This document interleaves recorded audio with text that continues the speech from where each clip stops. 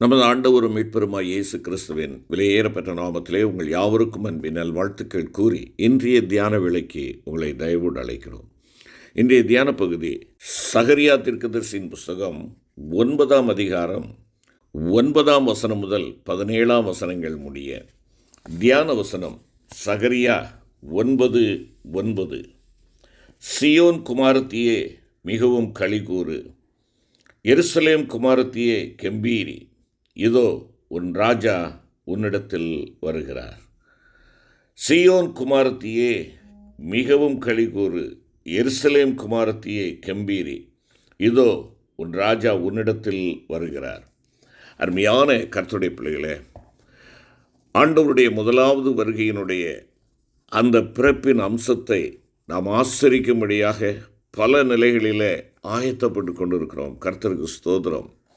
ஒவ்வொருவரும் அவரவருக்கு தகுந்த விதத்தில் நாம் அதற்கென்று ஆயத்தப்படுத்துகிறோம். நம்முடைய வீட்டை அழகுபடுத்துகிறோம், வீட்டை சுத்தப்படுத்துகிறோம், அழகுபடுத்துகிறோம், அலங்கரிக்கிறோம். பல வண்ண விளக்குகளாலே நம்முடைய வீடுகள் ஜொலித்து கொண்டிருக்கின்றன. விதவிதமான நட்சத்திரங்கள் மின்னுகின்றன. விதவிதமான குடில் காட்சிகளை நம்முடைய இல்லங்களிலே வைக்கிறோம். கிறிஸ்துமஸ் மரங்கள் வீடுகளை அலங்கரித்து கொண்டிருக்கிறது. எல்லாம் நல்ல காரியம். கர்த்தருக்கு ஸ்தோத்திரம். அருமையான கர்த்தருடைய பிள்ளைகளே, இவைகளெல்லாம் எதற்காக? என் ஆண்டவர் என்னை சந்திக்க வந்தார், என்னிலே தங்கி தாபரிக்க வந்தார், என்னை தமக்கு சொந்தமாக்கி கொள்ளும்படியாக வந்தார் என்பதை நினைவுபடுத்துகின்ற வண்ணமாக நாம் இதை ஆசரித்து கொண்டிருக்கிறோம். இந்த அட்வென்ட் நாட்களிலே நாம் தேவனுடைய முதலாவது வருகையை, நம்முடைய ஆண்டவராய் இயேசு கிறிஸ்துவனுடைய முதலாவது வருகையை நாம் தியானிக்கின்ற இந்த நாட்களிலே, அருமையான கர்த்தருடைய பிள்ளைகளே, ஆண்டவர் மறுபடியும் வரப்போகிறார் என்பதற்கு நாம் ஆயத்தப்படுகிறவர்களாகவும் காணப்பட வேண்டும் என்பதுதான் தேவனுடைய சித்தமாக இருக்கிறது. நாம் கர்த்தருடைய ஆலயத்தில் அவருடைய வசனத்தை கேட்டு வாசிக்கின்ற பொழுதெல்லாம் அவர் நம்மிடத்திற்கு வருகிறார். அவரது வசனம் எங்கே இருக்கிறதோ அங்கே அவரும் இருக்கிறார். ஆம், வார்த்தை மாம்சமானார். அந்த வார்த்தை நமக்குள்ளே வாசம் பண்ணினார். அருமையான கர்த்தருடைய பிள்ளைகளே, ஆகையினாலே ஆண்டவர் வருகிறார், ஆண்டவர் வருகிறார். அந்த வருகையின் ஆண்டவரை, வார்த்தையினாலே தன்னை வெளிப்படுத்துகிற ஆண்டவரை நான் ஏற்றுக்கொள்ளுகிறேனா? நான் ஏற்றுக்கொள்ளுகிறேனா? வசனத்தின் மூலம் நம்மண்டை வரும்பொழுது தாம் சம்பாதித்த பாவ மன்னிப்பு, நீதி, சமாதானம், சந்தோஷம், நித்திய ஜீவன் முதலிய பரம நன்மைகளை கூட கொண்டு வந்து நமக்கு கொடுக்கிறார் அல்லவா? நாம் அவருக்கு விரோதமாய் பாவம் செய்திருந்தோம். அவர் கிருபையாய் மன்னித்து வெகு பொறுமையோடும் சாந்த குணத்தோடும் அன்போடு நம்மை நடத்தி வருகிறாரே. என் ஆண்டவருடைய முதலாவது வருகை என் வாழ்க்கையிலே நிறைவேறி இருக்கிறதா? அர்த்தமுள்ளதாக இருக்கிறதா? இல்லை என்றால் அருமையான கர்த்தருடைய பிள்ளைகளே, இந்த நாளில் நாம் ஆண்டவரோடு கூட இன்னும் நெருங்கி சேர நம்மை அவருடைய கரத்தில் கையெடுத்து கொடுப்போம். இந்த நாளிலே நாம் தியானிக்க ஆண்டவர் நமக்கு கிருபை செய்வாராக. முதலாவதாக இதோ வருகிறார். தேவன் பழைய ஏற்பாட்டின் விசுவாசிகளுக்கு இதோ வருகிறார், அதாவது மனிதர்களுடைய பாவங்களை சுமந்து தீர்த்து அவர்களை பிசாசின் கைகளினின்று ரட்சிக்கும் இரட்சகர் வருகிறார் என வாக்குத்தத்தம் பண்ணினார். ஆதி தாய் தந்தையாகிய ஆதாம் ஏவாளுக்கு ஸ்திரீனுடைய வித்தானவர் பிசாசின் தலையை நசுக்குவார் என வாக்களித்தார். ஆபிரகாம், ஈசாக்கு, யாக்கோபு என்னப்பட்ட இஸ்ரவேலருடைய முற்பிதாக்களுக்கு இரட்சகரை பற்றிய வாக்குத்தத்தம் கொடுக்கப்பட்டது. தீர்க்கதரிசிகள் இரட்சகரை குறித்து அவர் பெத்லெகேமில் பிறந்து நமக்காக பாடுபட்டு மரணமடைந்து உயிரோடு எழுந்து நம்மை மீட்டு ரட்சித்து நமக்காக நித்திய மீட்பை சம்பாதித்தார் என முன்னறிவித்தனர். காலம் நிறைவேறின போது இரட்சகராகிய இயேசு கிறிஸ்து தாவீதின் ஊராகிய பெத்லெகேமில் குழந்தையாய் பிறந்தார். இந்த உலகத்தில் தம்மை குறித்து சொன்னவைகளையெல்லாம் நிறைவேற்றி நம்மை ரட்சித்தார். எனவே யோவான் ஸ்நானகன் ஆண்டவர் செல்லுகின்ற பொழுது, இதோ உலகத்தின் பாவங்களை சுமந்து தீர்க்கிற தேவாட்டுக்குட்டி, இவர்தான் வருகிற இரட்சகர், இவரை தவிர வேறொருவரும் இல்லை, நாம் யாருக்கும் காத்திருக்க வேண்டியதில்லை என தெளிவாக காண்பித்தார். யோவான் 1ஆம் அதிகாரம் 29 முதல் 31 வசனங்களை வாசித்து பாருங்கள். இந்த காலம் நாம் இரட்சகரை கண்ணால் காணும்படி அவர் வராதிருந்தும் அவர் தம்முடைய பரிசுத்த வசனத்தினாலும் ஞான திரவியங்களினாலும் வருகிறார். நாம் அவருடைய வசனத்தை கேட்கும் போதெல்லாம் அவர் தம்முடைய வசனத்தின் மூலமாய் நம்முடைய இருதயங்களில் வருகிறார். கடைசி நாளில் யாவரும் அவரை காணும் வண்ணமாக ஜீவனுள்ளோரையும் மரித்தோரையும் நியாயம் தீர்ப்பார். தம் விசுவாசிகளை தீமை நின்று ரட்சித்து அவர்களுக்கு நித்திய ஜீவனை அளிப்பதற்காக வருகிறார். இரட்சகராகிய இயேசு கிறிஸ்து ஆதி முதற்கொண்டு எப்பொழுதும் வருகிறவராயிருக்கிறார். நாமும் அவருடைய வருகையை சந்தோஷத்தோடும் ஆசையோடும் எதிர்பார்த்து அவரை நம் இருதயங்களில் ஏற்றுக்கொள்ளும்படிக்கு தீர்க்கதரிசி இதோ வருகிறார் என கூறுகின்றார். இங்கே தொடர்ந்து அடுத்தபடியாக பார்ப்போம் என்றால், உன் ராஜா வருகிறார். இதோ உன் ராஜா வருகிறார். தீர்க்கதரிசி உன் ராஜா வருகிறார் என்று மெய்யான கிறிஸ்தவர்களான திருச்சபைக்கு கூறுகிறார். வருகிற நம் ராஜாவை உற்று நோக்குங்கள். அவர் லௌகீக ராஜாவாயிராமல் பரம ராஜாதி ராஜாவாயிருக்கிறார். அவர் சர்வத்திற்கு மேலான தேவனாயிருந்தும் ஏழை ராஜாவாக எருசலேம் வருகிறார்.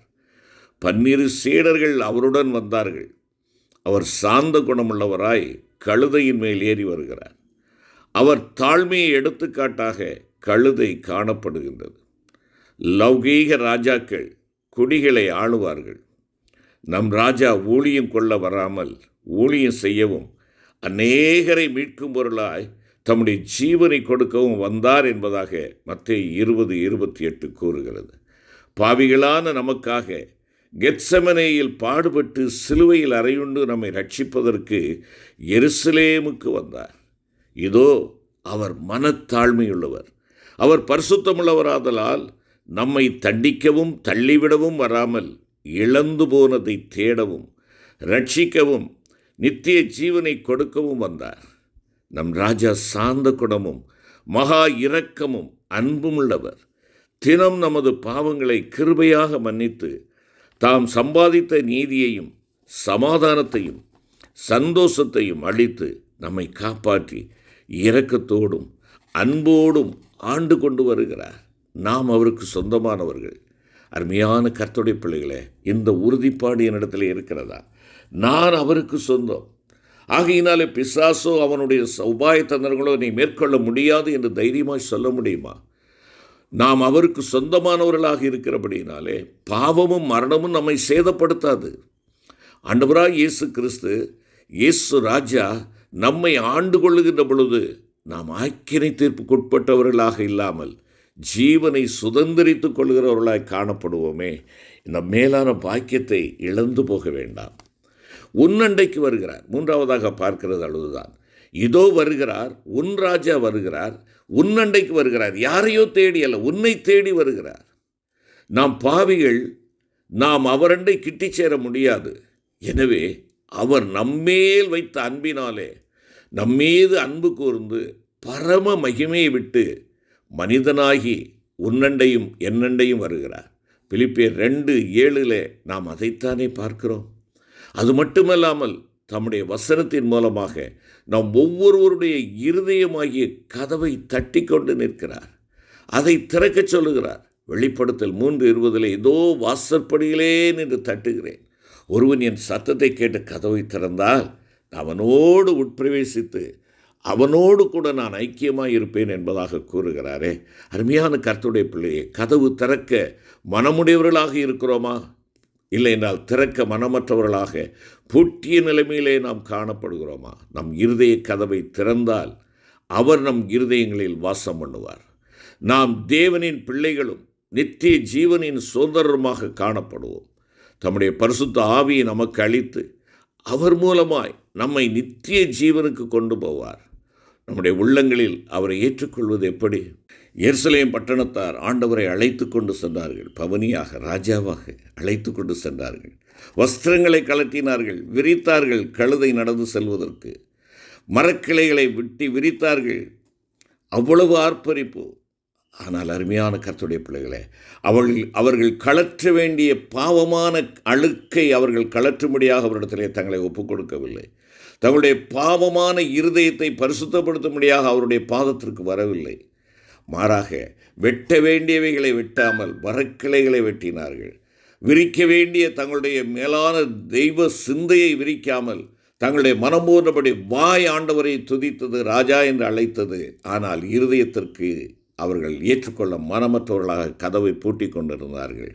இவர்களுடைய இந்த செயலை பார்த்து பவனியின் இறுதியிலே ஆண்டவர் அவர்களை பார்த்து அழுதார் என்று சொல்லப்படுகிறது. கண்ணீரின் பவனியாக இருந்தது. உன் இருதயத்திலே ராஜாவாக நீ ஏற்றுக்கொள்ளவில்லை, உதடு மாத்திரம் உச்சரிக்கிறதே என்று வேதனைப்பட்டார். அருமையான கர்த்தருடைய பிள்ளையே, முதலாவது வருகையை ஆசரிக்கிற அருமையான சகோதரா சகோதரி, கிறிஸ்து பிறந்த பண்டிகை ஆசரிக்கிற தேவனுடைய பிள்ளையே, உன் ஆண்டவர் உன் உள்ளத்தில் பிறந்திருக்கிறாரா? இதோ வருகிறார், உன்னிடத்தில் வருகிறார், உன் ராஜாவாக இருக்க வருகிறார். வருகிறவரை ஏற்றுக்கொண்டிருக்கிறாயா? உள்ளே வாரும் இயேசுவே என்று நீ அழைக்கிறவளாக காணப்படுகிறோமா? ஜெபிப்போம். கிருபை நிறைந்த எங்கள் அன்பின் தகப்பனே, என்னுடைய உள்ளத்திலே நீ தங்கி வாசம் பண்ண வேண்டும் என்பதற்காக என்னை தேடி வருகிறீர். நாங்கள் பாரம்பரிய கிறிஸ்தவர்களாக இருந்தாலும் கிறிஸ்து வாசம் பண்ணாத ஒரு சூழ்நிலையில் இருப்போம் என்றால் பரிதபிக்கப்பட்டவர்கள் என்பதை நீர் விளக்குகிறீர். இப்பொழுதும் ஆண்டவரே, உள்ளே வாரும் இயேசுவே, எந்த நெஞ்சிலே தங்குமே. திவ்ய அன்பை உணராமல் முன்னே வாசல் பூட்டினேன், இப்போதோ என் நேசநாதா உள்ளே வாரும் என்று சொல்லி, அப்பா, உம்மை வருந்தி அழைக்கிற எங்களுடைய வார்த்தைகளுக்கு நீர் செவி கொடுத்து எங்களுடைய இருதயத்திலே தங்கி வாசம் பண்ணி நாங்கள் நீர் தங்கும் ஆலயமாக காணப்பட எங்களுக்கு கிருபை தாரும். மீட்பர் இயேசு கிறிஸ்து மூலம் வேண்டிக் கொள்கிறோம் நல்ல பிதாவே, ஆமென்.